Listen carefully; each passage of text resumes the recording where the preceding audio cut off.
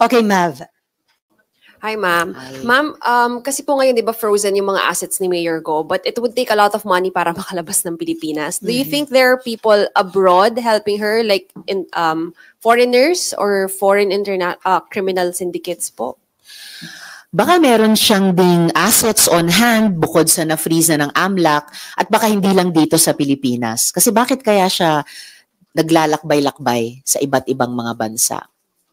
So, yan ang isang katanungan sa isip namin. Tapos, ma'am, marami lang po kasing nagko-comment online ng mga Pilipino na pag ordinary Filipino, pahirapan makalabas ng immigration. Any comment lang po? Yes! Talagang nakakaputok ng butchis sa mga Pilipino. Diba? Yes. Hirap na hirap pumila sa immigration counter.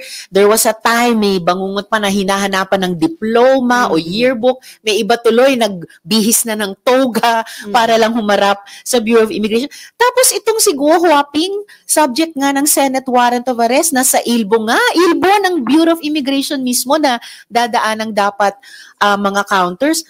Akala mo ginagawang express lane ang Bureau of Immigration ng ating bansa. Masyado namang feeling, 'di ba? So kailangan mapatigil talaga natin 'yan. Ayusin, pagandahin ang serbisyo ng bawat ahensya ng gobyerno sa ating mga mamamayan at wag payagan ng mga dayuhan, lalo na yung mga under investigation para sa krimen laban din sa mga Pilipino, subject sa mga katulad ng ILBO ng mismong border authorities natin na parang nakakalampas lang nang walang pumapansin sa kanila. So ma'am, indication ba yon na mataas na opisyal at hindi ordinaryong empleyado yung involved, considering na nakalabas siya na walang record kung chartered flight, kung barko ang sinakyan? Ibig sabihin ba nun, kaya malinis kung paano siya nakalabas ng bansa? Yan ang aalamin namin. Dahil in the spirit of yung sinabi nga ni Presidente, ng Justice Secretary, na may mananagot. At dapat lang. Okay, Camille. Senator, na-mention po ni Senator Tulfo na yung possibility na dumaan daw, gumamit ng mga private plane and dumaan doon sa mga usually ginagamit ng VIP. Anong measure po ang pwede nating gawin? Kasi if this is happening, na pwedeng makalabas-masok yung kagaya ni na Alice Guo and possible po pati si Pastor Kibuloy. Ito pong mga private plane na to na ginagamit, ano po ang measure na dapat gawin natin para makontrol? Ang BI na mismo ang nagbigay ng ganyang solusyon even in the past years, kahit sa mga budget hearings, na dapat talaga lahat ng ports of exit at entry ng ating bansa ay malagyan ng BI personnel. Ano po? Kasi kahit naman chartered flights ay dapat dumadaan pa rin sa BI yung mga pasahero niya. Dumadaan pa rin sa pansin ng CAAP at ng iba pa nating regulatory and law enforcement agency. So, walang excuses kahit pa tayo archipelago. I mean, hello, ang Indonesia, mas maraming isla pa kaysa sa atin. 11,000 sa ating 7,000. Pero sila, nakakapagpansin din at nagsisimulang nakapagbibigay din ng impormasyon sa mga counterparts o ibang concerned parties dito sa Pilipinas tungkol sa taong ito na pinaghahabol at pinaghahanap ng ating mga otoridad. Okay, follow up bago tayo mag-other issue, si Macon and then Vec. Ay, si Cecil. Cecil muna. So, you mentioned kanina yung cost benefit. Parang kahit matanggal sa trabaho, yung kung sino man yung tumulong, millions naman yung pinag-uusapan natin. So, di ba, parang mataas yung benefit kaysa cost. So, ano yung papaalala natin dito sa mga government officials na nababayaran ng mga ganitong illegal? Well, kung dahil sa itong sumabog na pagtakas pala ni Guo Huaping ay may mga matanggal sa trabaho, hindi sila matatanggal lamang sa trabaho na ganun-ganun lang free pass.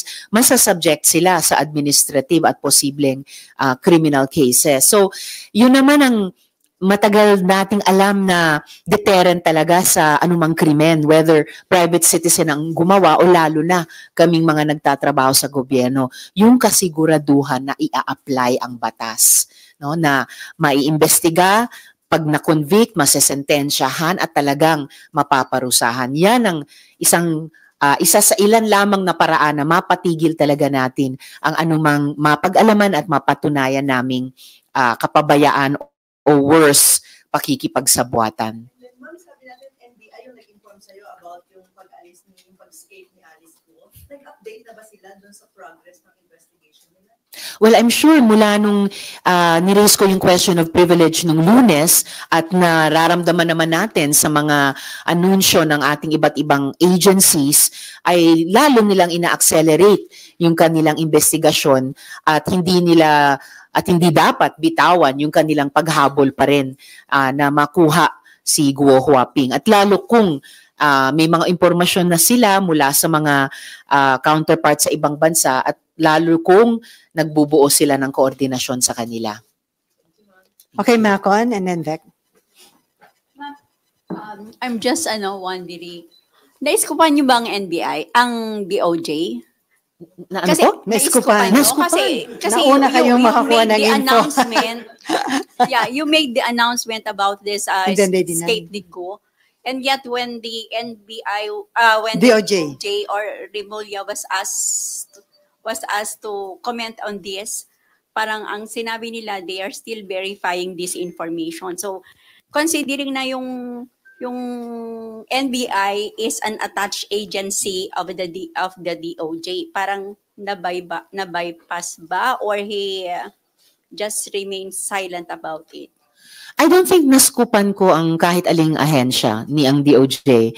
I don't know and I don't think na may any bypassing na nangyari dahil yung unang impormasyong natanggap ko na pinakorroborate namin sa iba pang mga sources, sa iba pang mga bansa, ay unverified pa at that point in time. So, alam naman natin, kahit sa mga intel agencies natin, nung tinatanong namin yung possible espionage sa POGOs, kaugnay nitong si Guo Huaping, it takes the different agencies some time na i-verify yung kanila mismong mga impormasyon na nadidiskubre.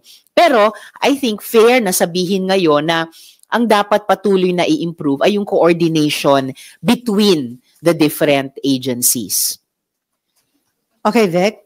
About ano pa rin? Ma'am, sabi niyo po, you got your information from NBI. Isa sila sa mga source. Pero si Director Santiago po, kahapon, sabi niya, hindi pa verified kung nakaalis na nga ba talaga ng bansa si Mayor Go. Ano pong reaction niyo lang doon? Again, dahil iba naman ang BI sa NBI, so tinitake ko at face value. At may tiwala ako kay Director Santiago sa investigasyong ito dahil ilang beses na rin niyang natulungan yung pag-usad ng investigasyon namin. So, I think it's fair for him to say na bine-verify pa nila at hindi yan nagbabawas sa expectation ko at ng aking office at ng aming komite na mag-step up lalo yung bawat ahensya kasama ang BI dahil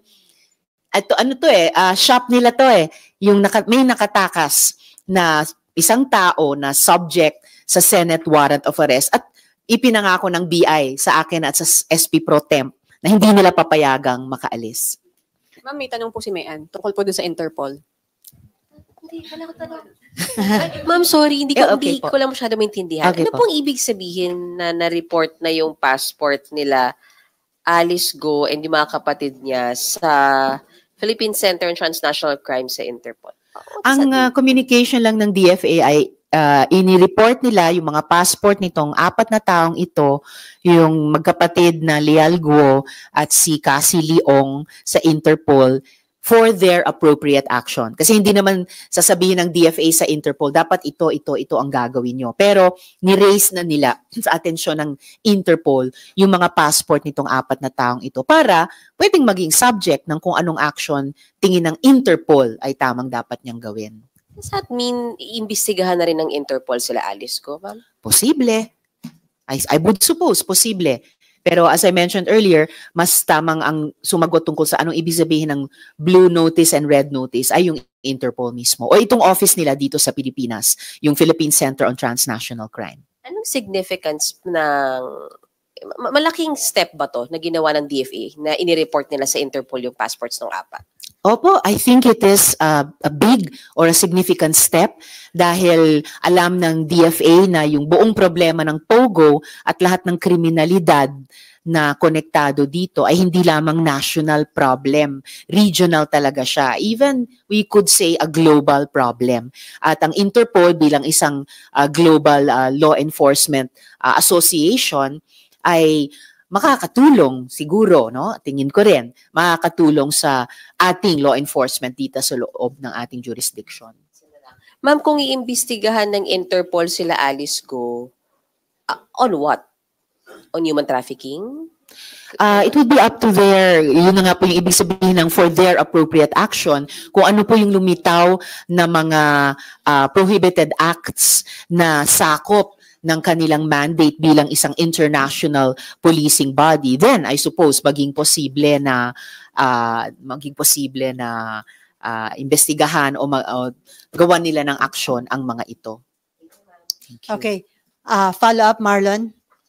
Sen, will you also invite si Attorney Stephen David because he's insisting na Andito pa. paniwala niya nasa Pilipinas yung kliyente niya. We will surely invite Attorney David. Tapos, ma'am, yung info nyo, tingin nyo, mas nauna kayo kaysa sa BI o hawak na ng BI yung information pero hindi sila nagsasalita until you deliver that privilege speech? I'm not sure kung sino ang nauna. And in any case, baka hindi pinaka-importante kung sinong nauna. Kasi nga, as I mentioned earlier, yung bawat ahensya may kani-kanilang at maaring magkakaibang procedure at saka pace ng paggawa ng kanilang trabaho.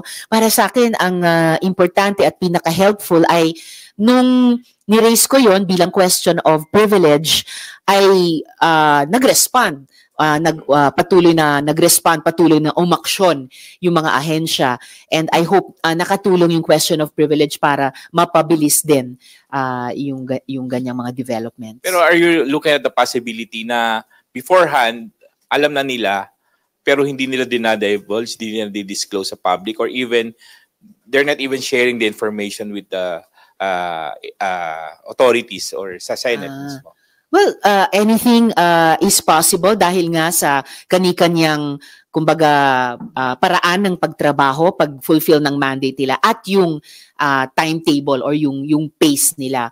And siguro ang masasabi ko na lang dun sa tanong na iyon ay yung nabanggit ko kanina na basta't ang importante talaga ay yung coordination, yung magandang coordination and effective coordination sa pagitan ng iba't ibang executive agencies.